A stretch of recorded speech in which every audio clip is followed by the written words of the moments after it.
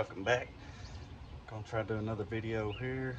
This time gonna be doing a rough country steering stabilizer. I already did a 4-inch lift in the front, 2.5 in the back on my 81 F150. I've had this for a while and just haven't put it on yet. If you've got one of these old trucks, you know the steering is, mine is ridiculous. It's all over. It's got so much play in it. But this should help it out some.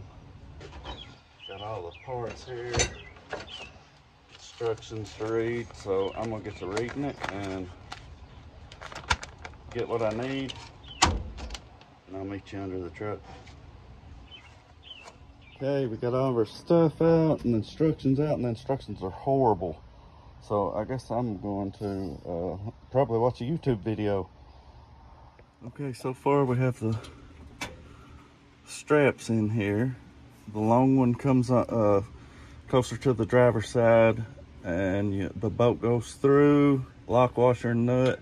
These are coarse bolts, and the nuts that it gives, there's one coarse and one's fine, and the fine one goes on the shock, so be sure you use the coarse ones where they go, or you'll end up having the wrong threads when you go to put the shock on.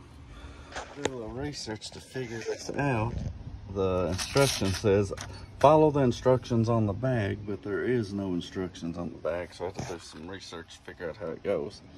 But it's washer with the concave like so, and then rubber bushing this way with this sticking out, then the bracket, and then reverse side, this sticking out, and then the concave washer on top of it, followed by the nut. Got this bracket on. It goes tab closest to the passenger side.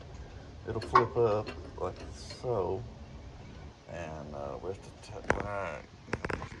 let me see. It goes up this way, so we'll tighten that down and move on to the next step. Instructions say to extend this rod out 4.5 inches.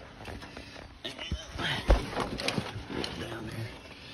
And the bracket goes, the shock goes from here to there, so we'll probably have to loosen it up and move it around some.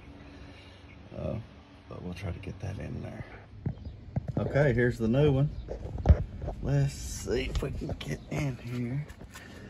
You can't really see where I cut the bracket out. Maybe a little bit right there. But it's right there, the bracket is.